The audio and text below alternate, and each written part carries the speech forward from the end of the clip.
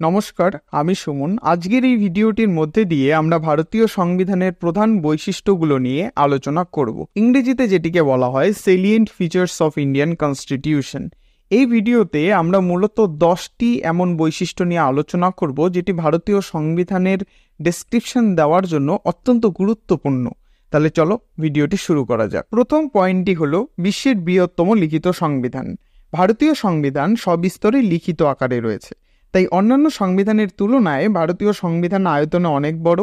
সংবিধানটি যখন সৃষ্টি করা হয় তখন এটিতে 395টি ধারা, বহু উপধারা এবং 8টি তালিকা ছিল। বর্তমানে এই সংখ্যাগুলোর কিন্তু বৃদ্ধি পেয়েছে।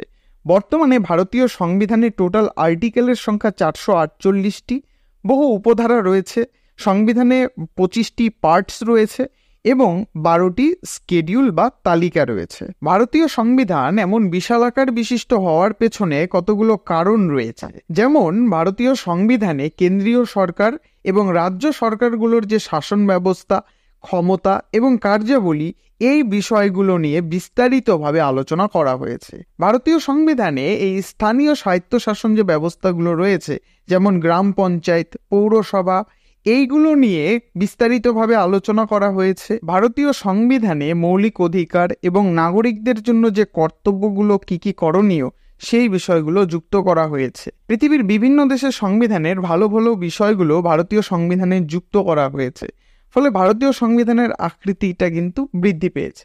এছাড়া ভারতীয় সংবিধানে যারা তপশিলি জাতি, উপজাতি, এদের জন্য বিশেষ সুযোগ সুবিধার কথা সংবিধানে বলা হয়েছে। এই কারণে ভারতীয় সংবিধানের আকৃতি স্বাভাবিকভাবেই অনেকটাই বৃদ্ধি পেয়েছে। 2 নম্বর পয়েন্টটি হলো সংবিধানের প্রাধান্য। ভারতীয় সংবিধান হলো দেশের সর্বোচ্চ আইন। সরকারের যাবতীয় ক্ষমতার উৎস হলো সংবিধান। সরকার যদি কোনো সংবিধান বিরোধী কোনো আইন প্রণয়ন করে, তাহলে সুপ্রিম কোর্ট সেই আইনকে বাতিল করে দিতে পারে। তৃতীয় পয়েন্টটি হলো সংবিধানে একটি প্রস্তাবনা রয়েছে।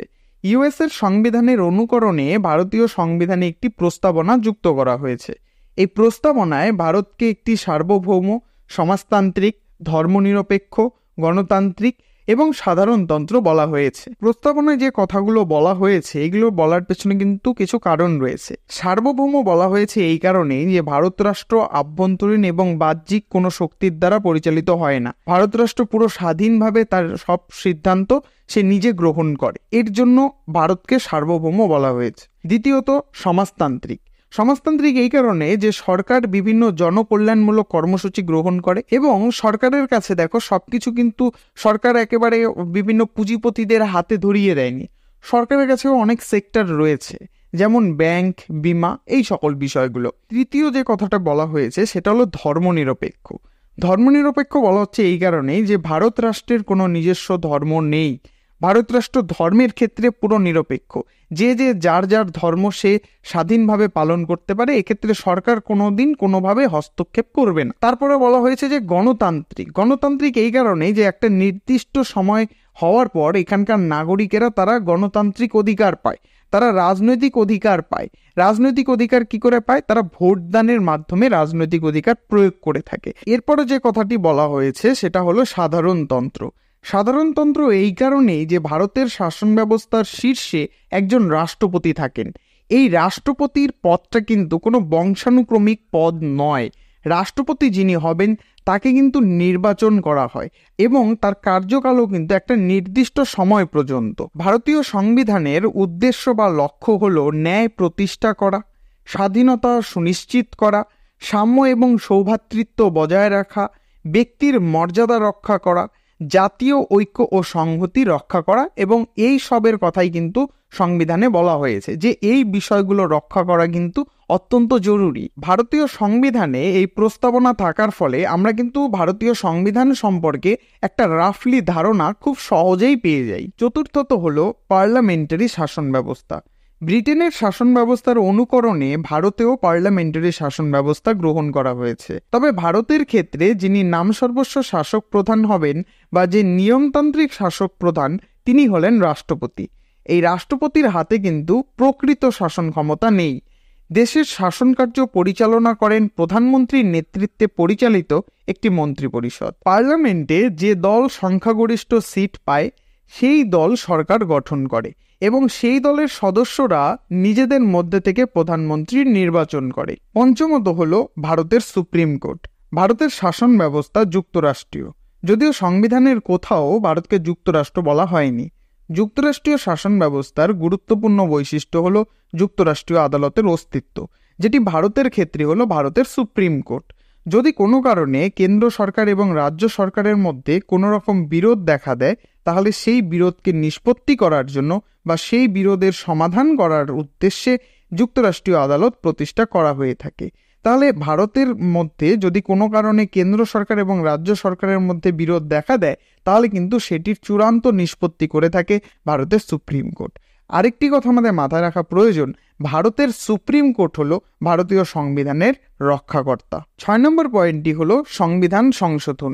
যুক্তরাষ্ট্রীয় সংবিধান সাধারণত দুষ্পরিবর্তনীয় হয়। ভারতীয় সংবিধান যুক্তরাষ্ট্রীয়, কিন্তু ভারতীয় সংবিধান সংশোধন করা পুরোপুরিভাবে দুষ্পরিবর্তনীয় নয়। সংবিধানের যে যুক্তরাষ্ট্রীয় বৈশিষ্ট্য রয়েছে সেইগুলোকে টিকিয়ে রাখার জন্য কিছু কিছু বিষয় দুষ্পরিবর্তনীয় করা হয়েছে। যেমন কেন্দ্র সরকার ও রাজ্য সরকারের মধ্যে যে ক্ষমতা সাংবিধানিকভাবে ভাগ করে দেওয়া হয়েছে সেটিকে সহজে পরিবর্তন করা যায় না।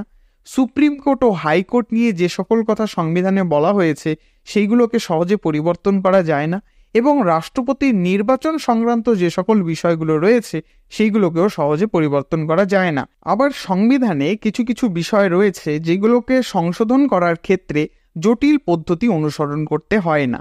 যেমন মৌলিক অধিকার যদি পরিবর্তন করা হয় সেই ক্ষেত্রে, তারপর নির্দেশমূলক নীতিগুলো যেগুলো রয়েছে মানে directive principles of state policy, সেইগুলোর পরিবর্তনের ক্ষেত্রে কিন্তু খুব একটা জটিল পদ্ধতি অনুসরণ করতে হয় না। সপ্তমত হলো অনুন্নত শ্রেণীর স্বার্থ সংরক্ষণ। সমাজে যারা এসসি, এসটি, ওবিসি এবং ইডাব্লিউএস রয়েছে তাদের স্বার্থের সংরক্ষণ করার জন্য সংবিধানে বিশেষ ব্যবস্থা করা হয়েছে। যেমন সরকারি চাকরিতে তাদের জন্য পদ সংরক্ষণ করা, আইনসভায় আসন সংরক্ষণ করা এবং শিক্ষার ক্ষেত্রে আর্থিক সাহায্য প্রদান করা, যাতে এই সকল কমিউনিটির মানুষেরা সমাজে এগিয়ে আসতে পারে। 8 নম্বর পয়েন্টটি হলো এক নাগরিকত্ব। ভারতীয় সংবিধানে নাগরিকদের এক নাগরিকত্ব স্বীকার করা হয়েছে। যুক্তরাষ্ট্রীয় শাসন ব্যবস্থার মতো দ্বি-নাগরিকত্ব স্বীকার করা হয়নি। আমেরিকায় যেরকম অঙ্গরাজ্যের নাগরিকত্ব দেওয়া হয় এবং আমেরিকা যুক্তরাষ্ট্রেরও নাগরিকত্ব দেওয়া হয়, মানে সেখানকার নাগরিকেরা দ্বি-নাগরিকত্ব পেয়ে থাকে। ভারতে এই বিষয়টি কিন্তু করা হয়নি, কারণ এতে জাতীয় ঐক্য এবং সংহতির ক্ষেত্রে ব্যাঘাত ঘটতে পারে।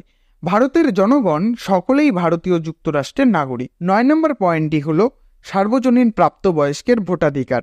ভারতীয় সংবিধানের 326 নং ধারা অনুযায়ী প্রাপ্তবয়স্কের ভোটাধিকার স্বীকার করা হয়েছে।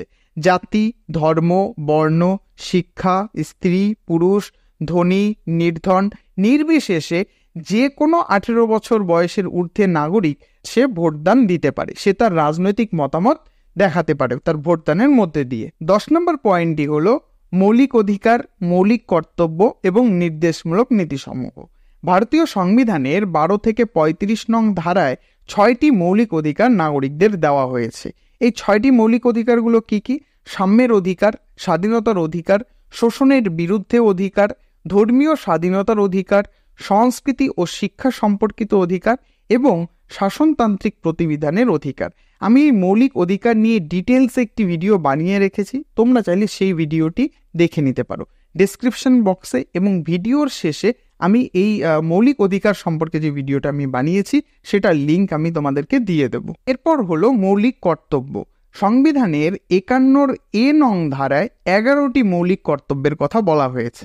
এর মধ্যে 2002 সালের ডিসেম্বর মাসে 86তম সংবিধান সংশোধনের মাধ্যমে একটি গুরুত্বপূর্ণ মৌলিক কর্তব্যকে যুক্ত করা হয়, যেটা হলো 6 থেকে 14 বছর বয়স্ক প্রতিটি শিশুকে শিক্ষাদানের ব্যবস্থা করে দেওয়া তার পিতামাতা বা অভিভাবকের কর্তব্য। এরপর হলো নির্দেশমূলক নীতিসমূহ।